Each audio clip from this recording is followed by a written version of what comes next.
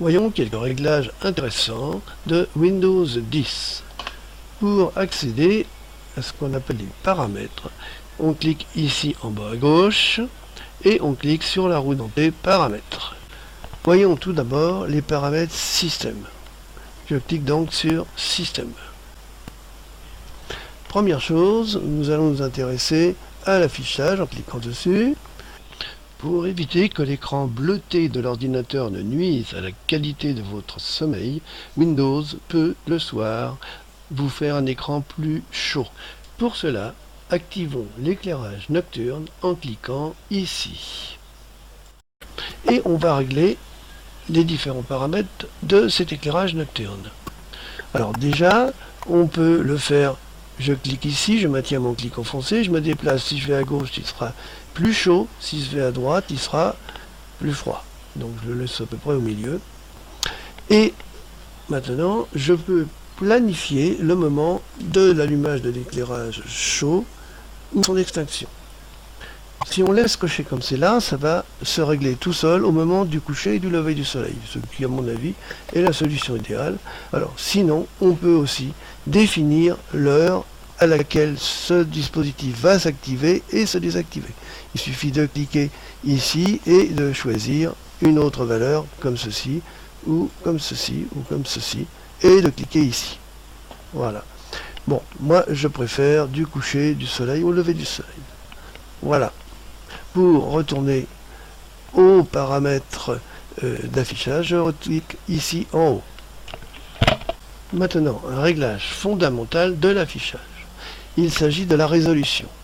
Ici, on peut, en cliquant ici à droite, sélectionner toutes les résolutions possibles. On doit plutôt prendre celle qui est recommandée, comme c'est ici, c'est-à-dire en fait la résolution de votre écran. Ici, c'est un écran haute définition classique, et donc je prends cette définition car c'est celle en général qui donne le meilleur résultat sur les images. Ensuite, si les lettres sont un peu petites, par exemple comme ici, on va tout simplement cliquer ici et choisir des lettres un peu plus grosses. Par exemple ici je prends 125%, donc je grossis un peu mes lettres. Et pour que ça soit définitivement pris en cause, il faut que je clique ici sur se déconnecter maintenant. Après au redémarrage, voyons maintenant le réglage des alimentations. Pour ça je clique sur alimentation et mise en veille. Ici, d'abord on va éteindre l'écran au bout d'un certain temps de non-utilisation d'ordinateur. Alors 5 minutes pour moi c'est un petit peu court, je préfère mettre un quart d'heure, comme ceci. Je clique ici et puis voilà. Ici, je clique ici et je vais mettre beaucoup plus qu'une heure parce que des fois quand je fais des téléchargements assez longs, et je ne veux pas que ça coupe. Alors je vais mettre par exemple 5 heures ou jamais. Si vous avez un portable, évidemment, il y a aussi des réglages à faire lorsque l'alimentation n'est pas faite par le secteur. Et à ce moment-là, il faut éventuellement mettre plus court pour ne pas décharger trop vite la batterie. Bien, voyons le stockage. Bon, quand on clique sur stockage, en gauche ici, on voit quels sont les disques qui sont connectés à mon ordinateur et s'ils sont pleins ou vides. Ici, on voit le remplissage. On peut aussi, en activant ici, libérer automatiquement un espace occupé par des fichiers inutiles.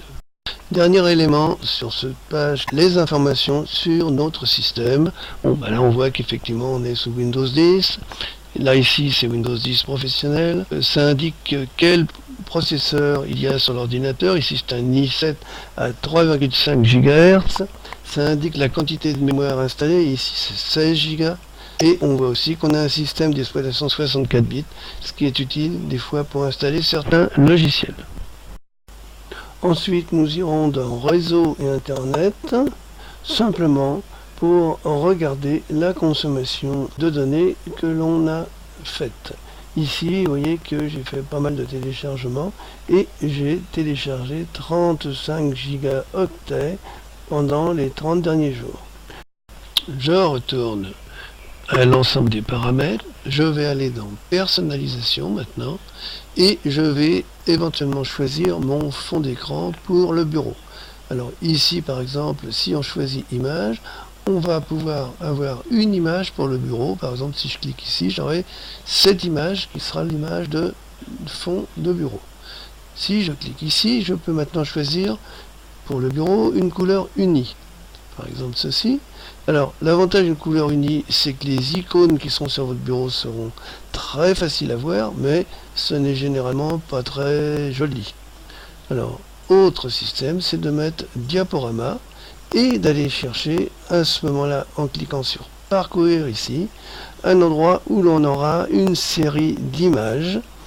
Moi j'ai par exemple un endroit que j'ai appelé écran, où j'ai toute une série d'images. Donc je choisis ce dossier en cliquant dessus, et là toutes les images qui sont dans ce dossier vont défiler. Je peux choisir quand est-ce qu'il faut changer l'image en cliquant ici à droite.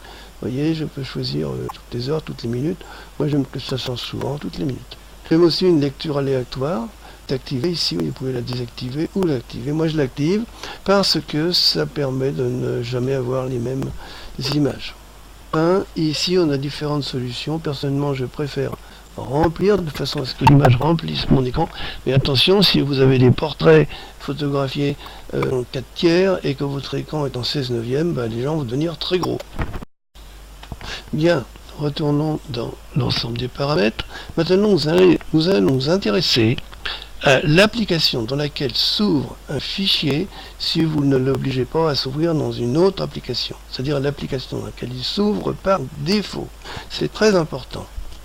Donc je vais la choisir en allant ici. Je vais donc prendre application par défaut. Et maintenant vous voyez que lorsque vous voulez installer Windows, vous avez des chances que l'on ait à peu près ceci. La Groove Music pour le son. Pour les photos, vous avez l'application photo de Windows 10. Vous pouvez en préférer une autre. Donc je clique dessus et il va me proposer toutes les applications qui sont dans mon ordinateur. Alors vous pouvez par exemple préférer l'ancienne visionneuse de photos Windows, ou par exemple moi je préfère ACDC parce que je l'ai. Donc je clique dessus et c'est cette application qui sera dorénavant l'application par défaut. Ici Filmer TV, ça c'est l'application par défaut de Windows 10. Je clique dessus pour aller voir quelles sont les autres applications que j'ai installées. Alors entre autres, moi j'ai installé VLC Media Player, qui est mon application préférée personnellement. Donc je clique dessus et dorénavant c'est elle qui sera l'application par défaut. Enfin, en prenant les navigateurs, vous voyez que le navigateur par défaut est Edge, qui est le navigateur par défaut de Windows 10 si on ne demande pas autre chose. Moi, je vais encore là cliquer dessus et utiliser mon navigateur préféré. Et il insiste quand même pour essayer de me faire utiliser Edge. Bon, comme moi je préfère l'autre, je clique sur modifier quand même. Maintenant, c'est un type de fichier particulier. Ne s'ouvre pas avec l'application que vous souhaitez, eh bien on peut modifier aussi l'application qui va ouvrir ce fichier. Pour cela, on va cliquer ici sur choisir les applications par défaut par type de fichier. Par exemple, les fichiers PDF dans Windows 10 s'ouvrent avec Edge et moi je préférais que ça s'ouvre avec une autre application. Alors je vais ici avec l'ascenseur aller chercher les PDF. Vous voyez, il s'ouvre avec Edge. Je clique sur Edge, puis sur Acrobat Reader, qui devient ainsi le logiciel par défaut. Voilà. Voyons maintenant le compte. Alors ici, on va trouver notre compte et les informations sur notre compte. On peut effectivement changer l'avatar si on en a déjà créé plusieurs en cliquant sur un autre, par exemple. On peut aussi, si on a une caméra, en cliquant ici, aller chercher se photographier en quelque sorte, ou on peut en cliquant ici aller chercher sur son ordinateur une image qui va permettre que l'on va utiliser pour faire son avatar. Voilà. Si je choisis une image ici et que je clique sur choisir une image, ça va être mon nouvel avatar. Personnellement, je suis connecté à mon compte Microsoft mais l'on peut ne pas se connecter et rester au niveau de son ordinateur. C'est ce qu'on appelle un compte local. Alors à ce moment-là, il faut cliquer ici. Si on a un compte local, on n'a pas forcément besoin de créer un mot de passe. Autre élément, les options de connexion. On peut en particulier, si on a un mot de passe, le modifier en cliquant ici. Et on peut remplacer son mot de passe en cliquant ici. On peut remplacer son mot de passe par un code PIN, un peu comme pour votre carte bancaire. Et on peut aussi le remplacer, ce mot de passe, par un mot de passe image. C'est-à-dire on choisit une image et on fait certains gestes dessus. Par exemple, je prends une image et je clique sur 3 points de cette image. Et au démarrage, je cliquerai sur ces mêmes 3 points et ça se constituera mon mot de passe. Voyons les options d'ergonomie. Concernant la souris, on peut, pour mieux voir la souris, cliquer ici et là, et à ce moment-là, ainsi une souris plus grosse et plus visible parce que sa couleur est inversée par rapport au fond. Allons maintenant dans la confidentialité. Bon, ça c'est le point général. Là, vous voyez que l'on peut effectivement activer ou désactiver la possibilité à des logiciels ou autres d'accéder à des informations plus ou moins personnelles. Bon, ça sera vrai aussi un petit peu pour les différents éléments ici. À vous de voir si vous voulez que l'on accède à ces informations ou pas. Sachant que si vous les activez, certains éléments peuvent ne pas fonctionner. Voyons ici mise à jour et sécurité. Concernant Windows Defender, vous pouvez accéder ici à Windows Defender en cliquant ici. Et voilà, ici je peux constater que mon antivirus est à jour et efficace. Donc vous savez, lorsque l'on veut démarrer un logiciel, on fait un double clic sur son icône qui est ici sur le bureau. Mais il existe aussi un autre élément pour démarrer les logiciels qui est tout simplement le menu démarrage. Et là, un seul clic sur une de ces vignettes suffit. Et ici, vous avez aussi la liste des logiciels installés, la liste complète des logiciels installés, classés par ordre alphabétique. Un seul clic, effectivement, suffit pour faire démarrer le logiciel. Ces vignettes peuvent être modifiées.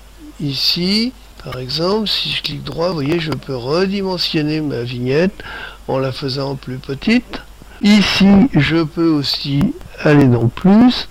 Je peux l'épingler à la barre des tâches, vous voyez, elle apparaît en bas. Ou exécuter en tant qu'administrateur pour avoir des droits supplémentaires. Je peux aussi supprimer la vignette ou carrément supprimer le logiciel. Maintenant, clic droit sur la barre des tâches.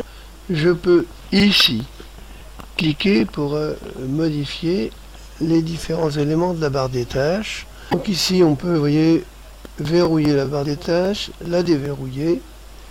On peut masquer automatiquement la barre des tâches. Vous voyez, je le fais ici. Donc vous voyez que ma barre des tâches disparaît. Je vais fermer ici. Lorsque je ramène mon curseur en bas, elle réapparaît. Et quand j'éloigne mon curseur, elle disparaît.